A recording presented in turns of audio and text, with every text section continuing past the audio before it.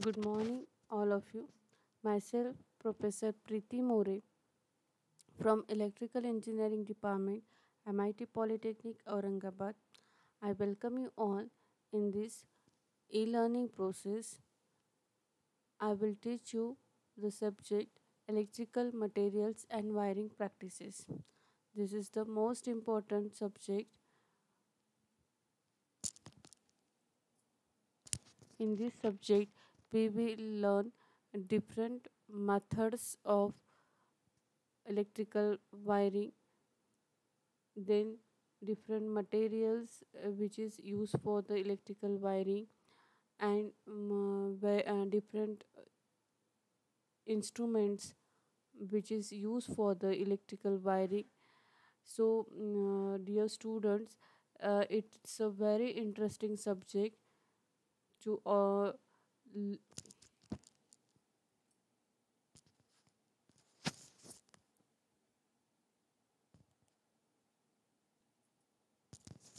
now. Before going to the before we start our syllabus, first we discuss some things related to the electrical wiring practices. As you know that homes typically have several kinds of home wiring, that is including electrical wiring for lighting and power distribution, permanently installed at portable appliances, telephone, heating or ventilation system controls, and increasingly for home theater and computer networks. As well as we take the safety safety regulations for wiring installation vary widely around the world, with nation, region and municipal rules sometimes in effect. ये subject में हम लोग यही देखने वाले हैं कि electricity से रिलेटेड, सेफ्टी रिलेटेड जो रूल्स है, depend upon the country, depend upon the municipal, ये सभी रूल्स हम लोग ये सब्जेक्ट में देखने वाले हैं. Some places allow the home owner to install some or all of the wiring in a home, but some other places these types of wiring to be installed by the licensed electricals only. यानी कि जिनके पास authorised licence है या authorised जो electricians है, licence electricians है, उनसे ही electrical wiring करने की उनको परमिशन रहती है.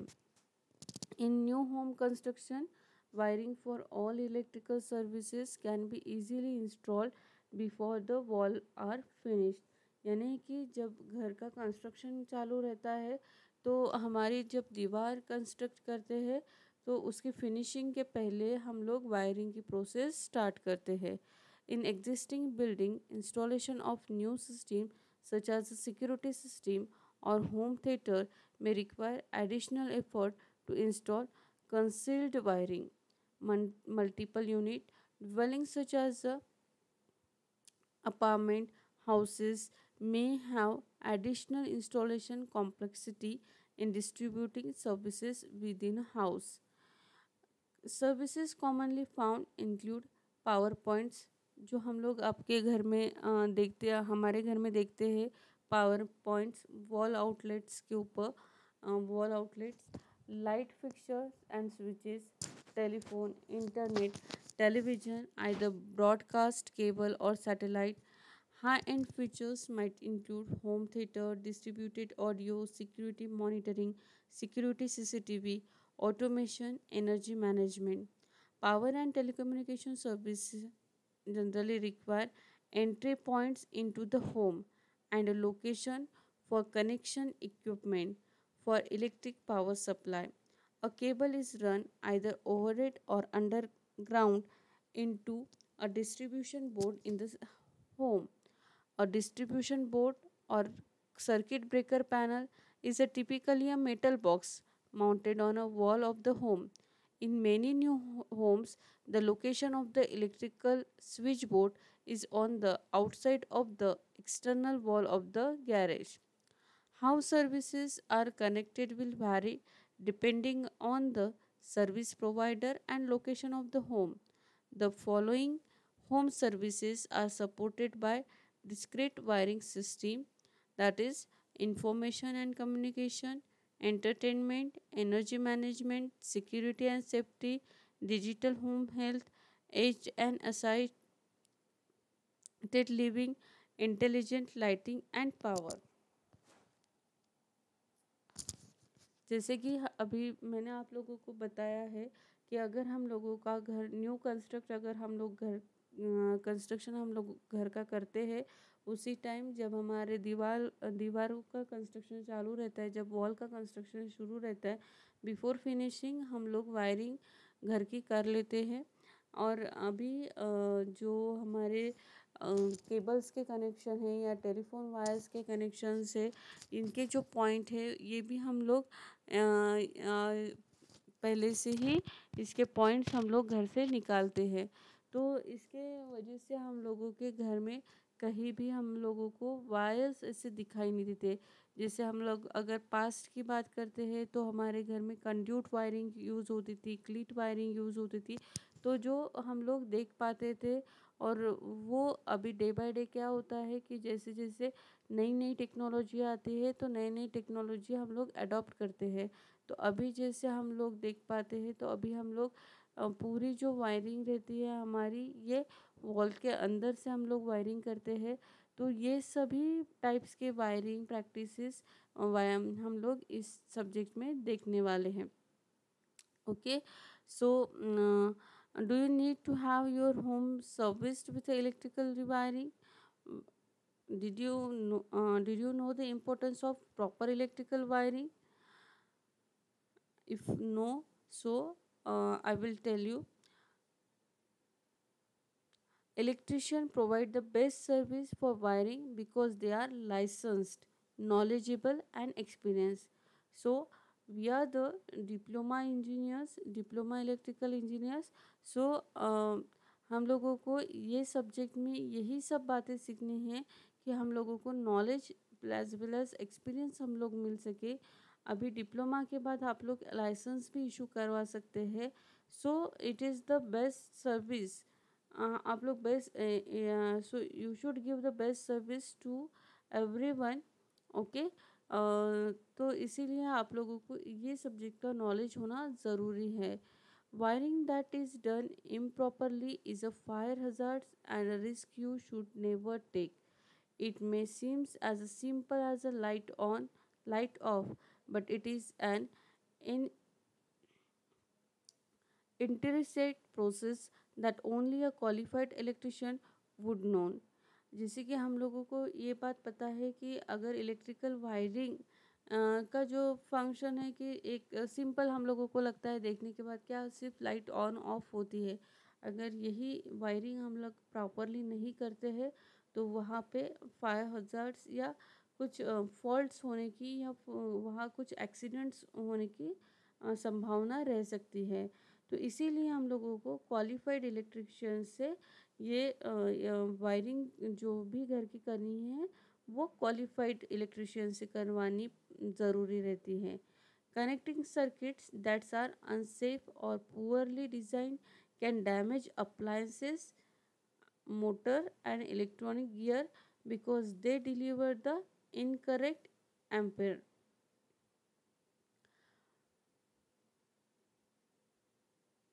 Lights on a slightly overloaded circuit can flicker when an appliance is in use, or the breakers may trip, or the fuse could blow, shutting down the entire circuit panel.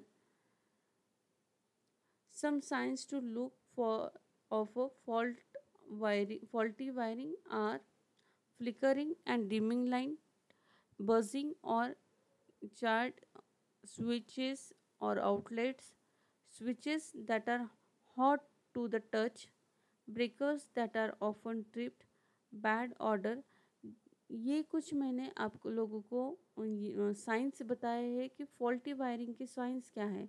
अगर कोई person जो uneducated person है, जिसको wiring का knowledge नहीं है, या licence person नहीं है, उन्होंने अगर घर की लाइन वायरिंग की है और वो प्रॉपरली नहीं हो गई, प्रॉपरली अगर उन्होंने वायरिंग नहीं की होंगी, तो कुछ ऐसे साइंस आप लोगों को दिखाई देंगे, जैसे कि flickering and dimming the lights, यानी कि लाइट फ्लिकर करता है, बंद शुरू करता है।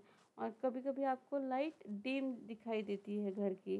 कभी घर के अगर स्विचेस को आप टच करेंगे तो घर के स्विचेस हॉट लगते हैं, या ब्रेकर्स जो है वो ऑटोमेटिकली ट्रिप हो जाएंगे, या कभी कभी आप लोगों को केबल्स जलने की स्मेल आती है। So it's a science of faulty wirings. तो इसीलिए हम लोगों को जो लाइसेंस पर्सन है या जिनको नॉलेज है वायरिंग का, जिनको एजुकेशन है वायरिंग का, उन्हीं लोगों से हम लोगों को इलेक्ट्रिकल घर की वायरिंग, इलेक्ट्रिक वायरिंग करवानी ज़रूरी है। Okay, so now in this subject we have the 5 chapters.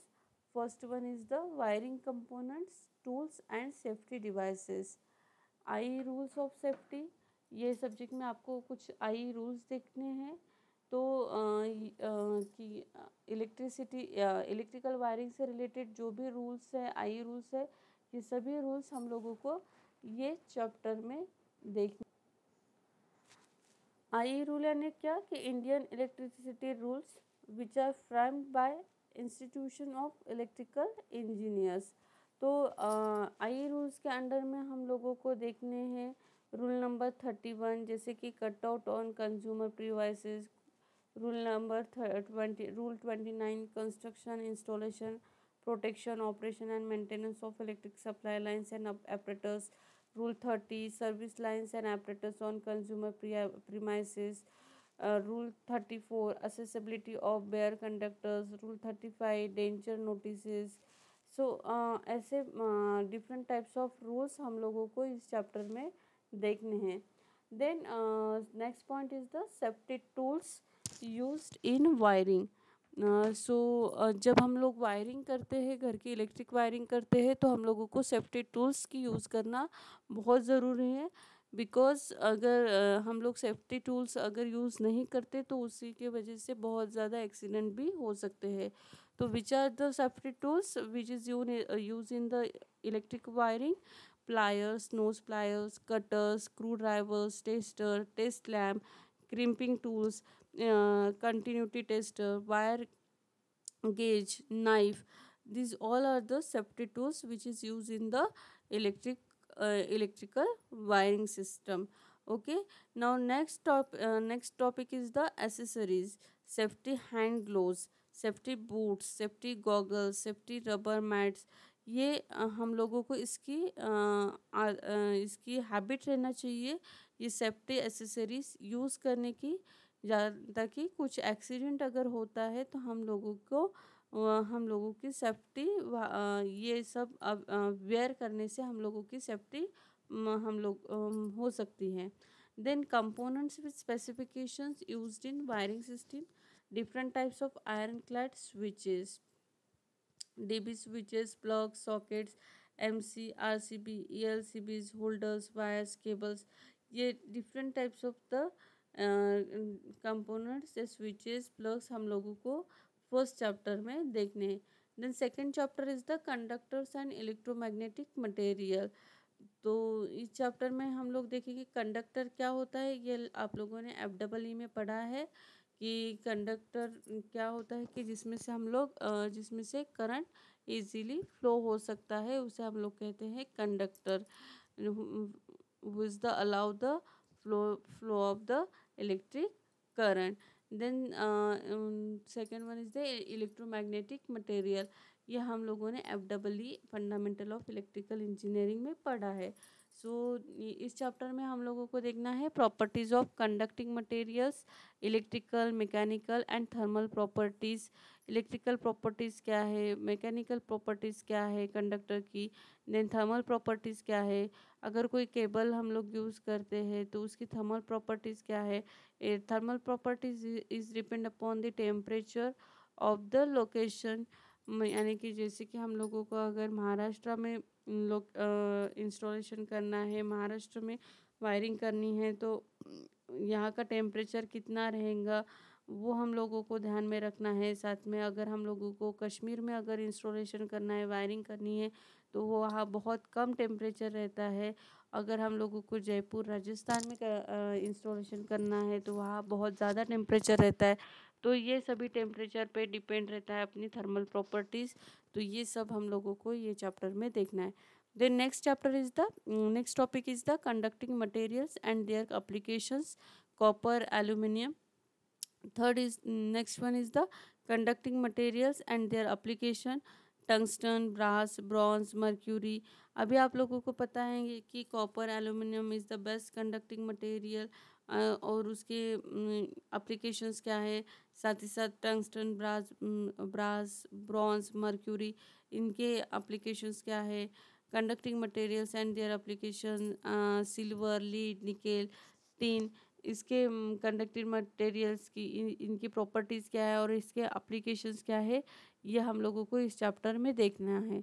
Then types of magnetic material, ferromagnetic, paramagnetic, diamagnetic material, ये इसकी प्रॉपर्टीज़ हम लोगों को देखने हैं, इसके एप्लीकेशंस हम लोगों को देखना है। मैग्नेटाइजेशन कर्व हम लोगों को इस चैप्टर में we will study the magnetization curve as well as we study the CRGO, silicon steel, typical hysteresis loop for different ferromagnetic materials, HRGO, silicon steel. So these all points we will covered in the second chapter, which is the conductors and electromagnetic material. Now the third chapter is the electrical insulating materials.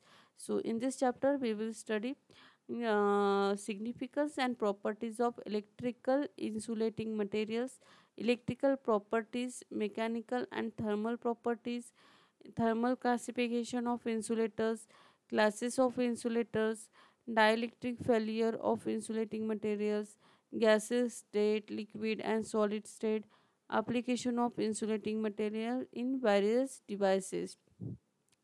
Now fourth chapter is the electrical wiring.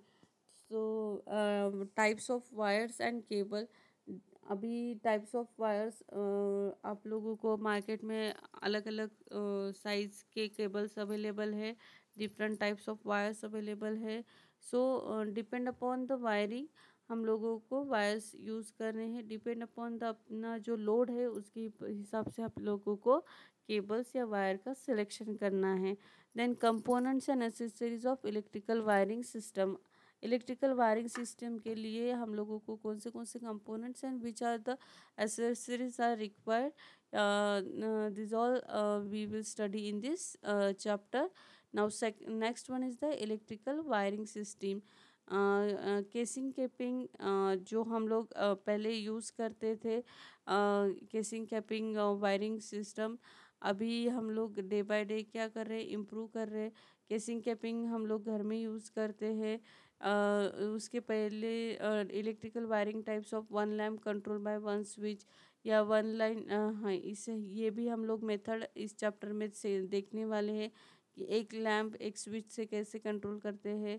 Then staircase wiring यानी कि जो घर की सीढ़ियाँ रहती है उसके ऊपर जो वायरिंग करते हैं, नीचे और ऊपर स्विच दिया रहता है और बीच में लाइट रहता है।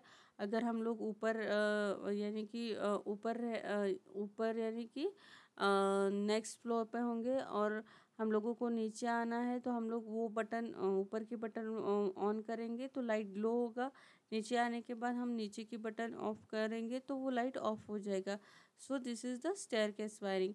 Now next one is the godown wiring, कि जैसे गोडाउन हम लोगों ने अगर देखा होगा तो बहुत बड़ा गोडाउन रहता है और वहाँ डिफरेंट डिफरेंट ऐसे सेक्शन रहते हैं। तो आप जिस सेक्शन में जाएंगे उस सेक्शन का अगर लाइट ऑन करते हैं और नेक्स्ट सेक्शन में जाएंगे तो वो लाइट ऑन होगा, पिछला लाइट ऑफ हो जाएगा। Then cable line, cable joints, proper size lugs, crimping of joints, ये सभी जॉइंट्स के ये केबल जॉइंट्स के मेथड्स है। ये this all we will study in this chapter. Now fifth one is the earthing system. It is the very important factor in the electrical wiring system, that is the earthing. So in this chapter we will study the different types of earthing system, that is the plate earthing, pipe earthing, installation of earthing system, testing of earthing resistance for various installations, measurement of earthing resistance for various installation, residential commercial industrial के अलग अलग earthing resistance रहता है, तो वो उसका measurement कैसे करते हैं, ये सब हम इस चैप्टर में देखने वाले. Significance and adverse effect of improper earthing system. So, so in this way we will study all the topic in this subject. तो ये सब्जेक्ट जो है वो बहुत ही ज़्यादा इम्पोर्टेंट है. आज हम लोगों ने पूरा सिलेबस देखा है कि आप लोगों को ओवरऑल आइडिया आ गई होंगी कि हम लोग ये सब्जेक्ट में क्या क्या देखने वाले हैं, क्या क्या हम लोग स्टडी करने वाले हैं. सो नेक्स्ट लेक्चर में हम फर्स्ट चैप्टर से शुरू करेंगे. ये फर्स्ट लेक्चर आपको बेसिक आइडिया देने के लिए था कि आप लोगों को बेसिक आइडिया होनी चाहिए कि हम लोग ये चैप्टर की ज़रूरत की, ये सब्जेक्ट की ज़रूरत क्यों है. ये जब सब्जेक्ट की वजह से एक तो आप लोगों को नॉलेज आने वाला है, सेकेंडली कि आप आपका बिजनेस भी डिप्लोमा के बाद स्टार्ट कर सकते हैं. थर्ड वन इज़ द कि आप आपका खुद का लाइसेंस निकाल सकते हैं. साथ ही साथ हम हमारे घर में जो कुछ भी वायरिंग रिलेटेड प्रॉब्लम्स आते हैं वो भी सॉल्व कर सकते हैं. So it is the basic ideas, basic knowledge, basic knowledge हम लोग ये चैप्टर सब्जेक्ट में देखने वाले हैं. तो आज मेरा ये लेक्चर आप लोगों को सिर्फ हमारा सिलेबस कैसा रहेगा, हम लोगों को सिलेबस में क्या क्या दिया है और उसका इम्पोर्टेंस क्या है, ये हम लोगों ने ये लेक्चर में देखा है. ओके, सो नेक्स्ट लेक्चर में हम लोग फर्स्ट चैप्टर स्टार्ट करेंगे. So thank you very much.